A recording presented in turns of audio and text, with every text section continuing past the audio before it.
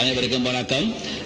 இதுவரை இந்த ஜனாதிபதி தேர்தலுக்கு போட்டியிடுவதற்காக கட்டுப்பணங்கள் செலுத்துகின்ற வேட்பாளர்களில் ஒருவர் மாத்திரமே வர வேண்டியிருக்கின்றது.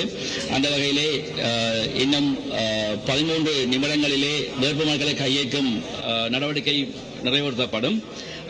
அதுவரையான காலப்பகுதியில் இலங்கை ஜனநாயக சோசியலிச குடியரசின் பிரஜைகளுக்கும் இந்த ஜனாதிபதி தேர்தலிலே போட்டியிடுகின்ற வேட்பாளர் அனைவருக்கும் நான் சில வேண்டுகோள்களையும் அறிவுறுத்தல்களையும் வழங்க விரும்புகின்றேன்.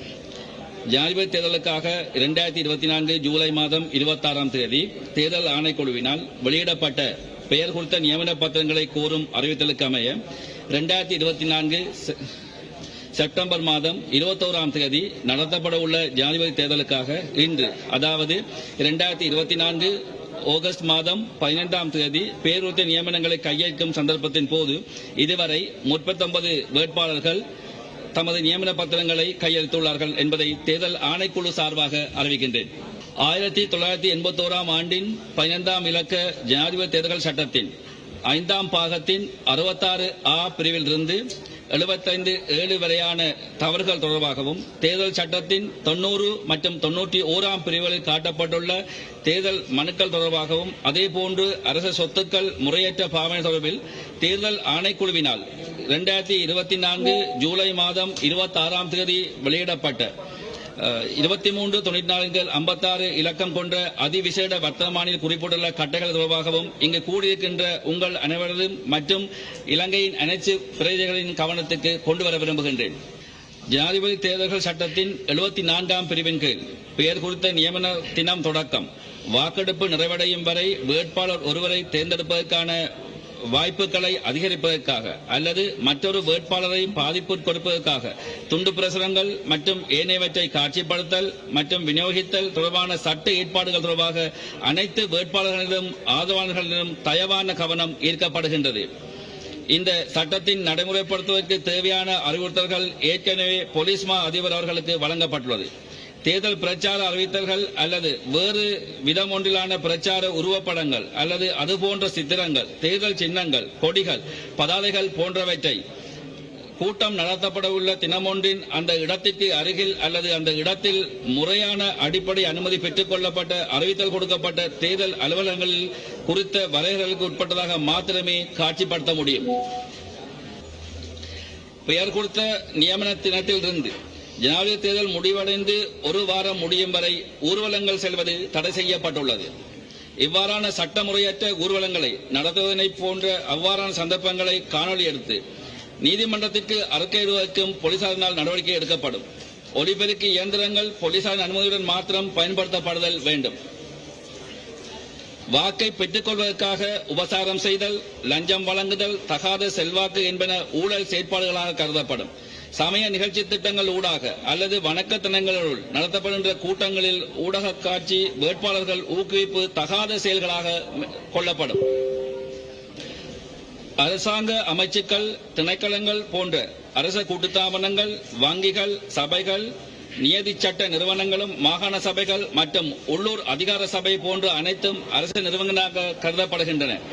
இந்த நிறுவனங்களில் அரச சொத்துக்கள் ஜனாதிபதி தேர்தலின் போது கட்சி வேட்பாளர் ஊக்குவிப்புக்காக அல்லது பாதிப்புக்குட்படுத்துவதற்காக பயன்படுத்துவது முற்றிலும் தடை செய்யப்பட்டுள்ளது.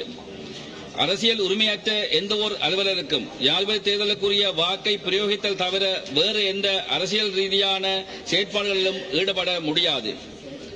அரசியல் உரிமை உறுத்துடைய அரசு ஊழியர்களும் அலுவலக நேரத்தில் அரசியல் ரீதியான நடவடிக்கைகளில் ஈடுபட முடியாது. ஒவ்வொரு அரசு அலுவலரும் ஒவ்வொரு அரசு ஊழியரும் தேர்தல் ஆணைக்குழுவினால் 2024 ஜூலை மாதம் 26ஆம் தேதி வெளியிடப்பட்ட 2394 கீழ் 56 இலக்க வர்த்தமானி பத்திரத்தின் மூலம் வெளியிடப்பட்டுள்ள கட்டளைகளுக்கு கட்டுப்படுதல் வேண்டும். இக்கட்டளைகள் அனைத்து அரசு அலுவலர்களாலும் பின்பற்றி ஒழுக வேண்டும் என கடிதங்கள் மூலமும், தொலைக்காட்சி மூலமும், வானொலி மூலமும், பத்திரிகை மூலமாக நாங்கள் பிரச்சாரம் செய்துள்ளோம். அந்த கட்டளைகளை பின்பற்றி ஒழுகுமாறு இந்த சந்தர்ப்பத்தில் அனைத்து அலுவலர்களிடமும் கேட்டுக்கொள்கிறோம். அதேபோன்று இந்த கட்டளைகளை மீறுவதற்கு எந்த ஒரு அலுவலரையும் தூண்டுவதிலிருந்து தவிர்த்துக் கொள்ளுமாறு அனைத்து அரசியல்வாதிகளிடமும் வேட்பாளரிடமும் கேட்டுக்கொள்கின்றோம். வேட்பாளர்கள், அதாவது நீங்கள் உங்களின் முகவர்கள் ஏற்புடைய விடத்து கட்சியின் அலுவலர்கள் மற்றும் அங்கத்தவர்கள் போன்ற உயிர் துடிப்புள்ள ஆதரவாளர்கள் எவரும் இந்த முறையற்ற செயல்களை செய்ய மாட்டார்கள் எனவும் எந்த ஒருவருக்கும் அவ்வாறாக செய்வதற்கு இடமளிக்க மாட்டார்கள் எனவும் தேர்தல் ஆணைக்குழு மிக வினயமாக எதிர்பார்க்கின்றது. உங்கள் ஆதரவாளர்கள் எந்த ஒருவரையும் எந்த முறையற்ற செயல்கள் செய்வதற்கும் இடமளிக்க வேண்டாம் என உங்கள் அனைவரிடமும் நாம் கேட்டுக்கொள்கின்றோம். இந்த பொருத்தமற்ற செயற்பாடுகளை தவிர்ப்பது பொருத்தமானதாகும். தவறுகள், ஊழல் பழக்க வழக்கங்கள், சட்டவிரோத செயற்பாடுகளை மேற்கொள்ளல் மற்றும் கட்டளைகளை மீறுதல் தொடர்பான தண்டனைகள் ஜனாதிபதி தேர்தல்கள் சட்டத்திலும் மற்றும் இலங்கை ஜனநாயக சோசியலிச குடியரசின் அரசியல் அமைப்பிலும் குறிப்பிடப்பட்டுள்ளது. இந்த தவறுகளுக்கான தண்டனை தெரிவு செய்ததில் இருந்து ரத்து செய்யப்படுவதற்கும் பிரசார உரிமை இழக்கப்படுவதற்கும் போன்ற பல்வேறு பாரதூரமானது என்பதை தயவுடன் சுட்டிக்காட்ட விரும்புகின்றேன். ஜனநாயக மற்றும் நாகரிகமான நாடுகளில் தேர்தலிலே போட்டியிடுகின்ற வேட்பாளர்களுக்கும் மற்றும் நிர்வாகத்திலே ஈடுபட்டிருக்கக்கூடிய அரசியல்வாதிகளுக்கும் ஒரு ஒழுக்க கோவை அறிமுகம் செய்யப்பட்டுள்ளது.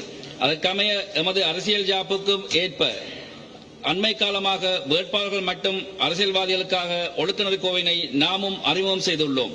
இந்த ஒழுக்க கோவைகளுக்கு இணங்கியதாக செயற்படுவது அனைத்து வேட்பாளர்களிடம் மற்றும் அவர்களுக்கு உதவி செய்கின்ற அரசியல்வாதிகளுக்கும் பொறுப்பாகும் என்பதை தயவுடன் இந்த இடத்திலே வலியுறுத்த விரும்புகின்றேன். இந்த ஒழுக்க நெறிகள் தேர்தல் ஆணைக்குழுவினால் 2024 ஜூலை மாதம் 26ஆம் தேதி 2394 கீழ் 58 இலக்க அதிவிசேட வர்த்தமானி மூலம் வெளியிடப்பட்டுள்ளது. வேட்பு மனுக்களை கையெழுப்பதற்கு இன்னும் ஒரு நிமிடம் மாத்திரமே எஞ்சியுள்ளது.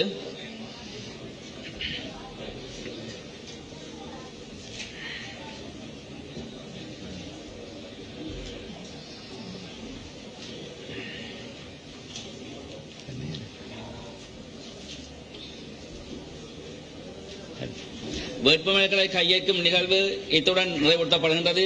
இதிலிருந்து மீண்டும் 30 நிமிட காலங்கள் ஆட்சேபனை தெரிவிப்பதற்காக இன்னும் எஞ்சியுள்ளது.